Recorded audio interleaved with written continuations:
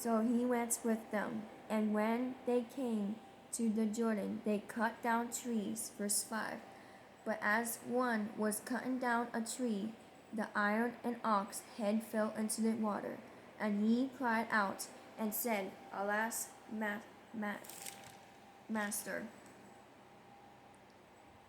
for it was borrowed.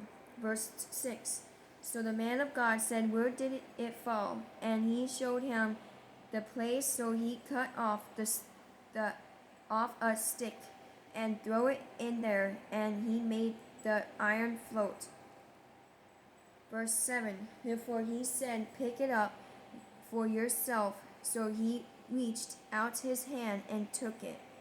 Verse 8. Now the king of Syria was making war against Israel, and he consulted with his servants, saying, My camp will be in such a place. Verse 9. And the man of God sent to the king of Israel, saying, beware, oh my goodness, that you do not pass this place, for the Syrians are coming down there. Verse 10. Then the king of Israel sent someone to the place of which the man of God had told him. Thus he warned him, and he was watchful there not just once or twice. Verse 11. Therefore the heart of the king of Syria was greatly troubled by this thing, and he called his servants and did to them, Will you not show me which of us is for the king of Israel?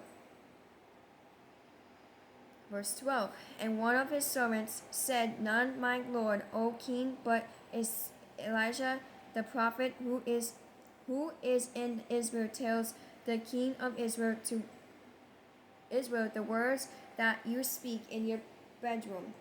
Verse 13. So he said, Go and see where he is, that I may send and get him. And it was told him, saying, Surely he is in Dothan.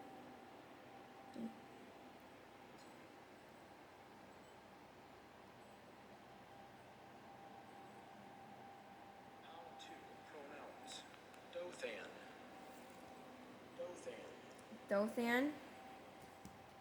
Verse 14. Therefore he sent horses and chariots and a great army there, and they came by night and surround the city. Verse 15.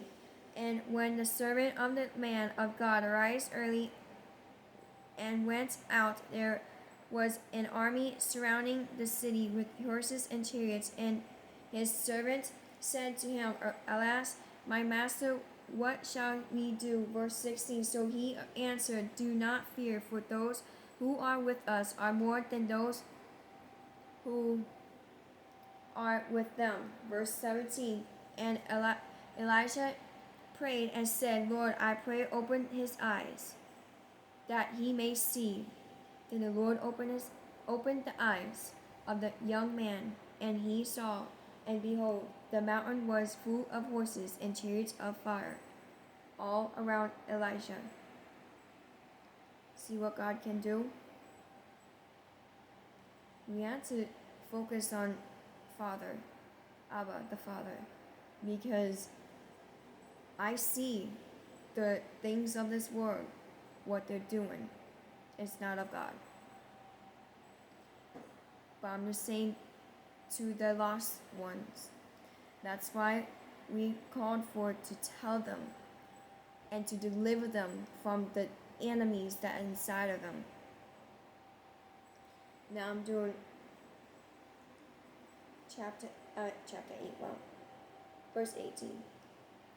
So when the Syrians came down to him, Elisha prayed to the Lord and said, Strike this people, I pray, with blindness. And he struck them with blindness, according to the word of Elisha. God does answer prayers, and he will fight for us.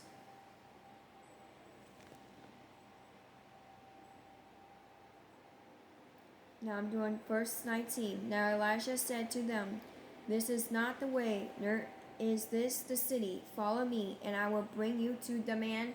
What are you doing? Bullet. You're so smart. But the man whom you seek, but he led them to Syria. Yeah, sleep in that thing. Oh my goodness, this cat. Excuse me. Sleep in that tiny thing. Why you want to sleep up there for? Yeah, sleep in it. Just don't fall, please.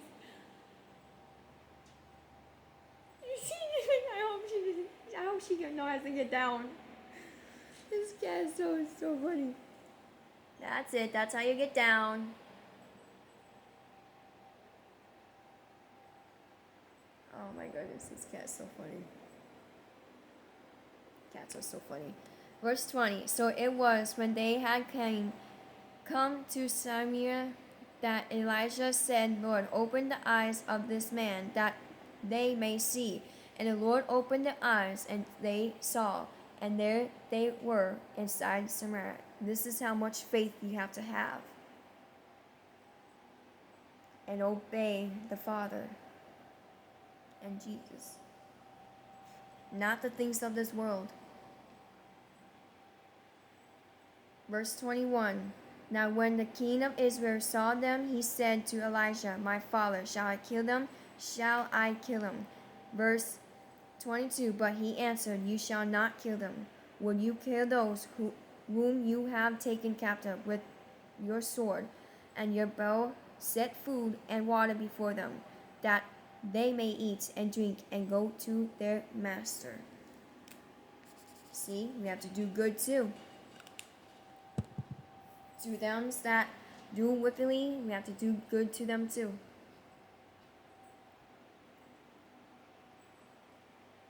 But if they don't want to change, we have to cut them off.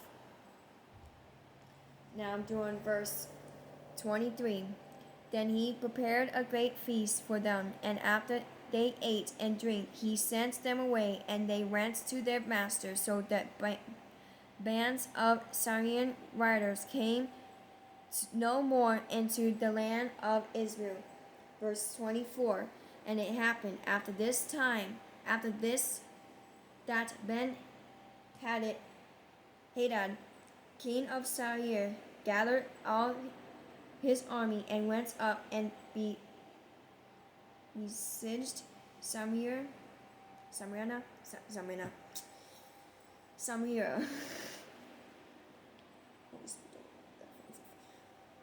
Verse 25. And there was a great famine in Samaria. And indeed they besieged it until a donkey's head was sold for enough shekels of silver, and 1/4 of a cab of dove, droppings for 5 shekels of silver. Sorry about that.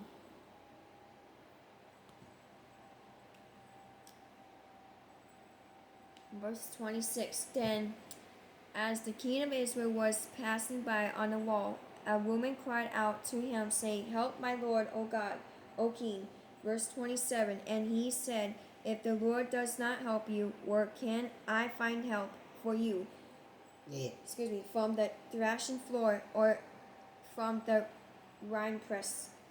Verse 28. Then the king said to her, "What is troubling you?" And she answered, "This woman said to me, 'Give your son, that we may eat him today, and we will eat my son tomorrow.'" Verse 29. Sorry, Father. So we bored my son and ate him. And I said to her on the next day, "Give your son, that we may eat him." But she has hidden her son. Verse 30. Now, ew. Oh, that's actually true. That's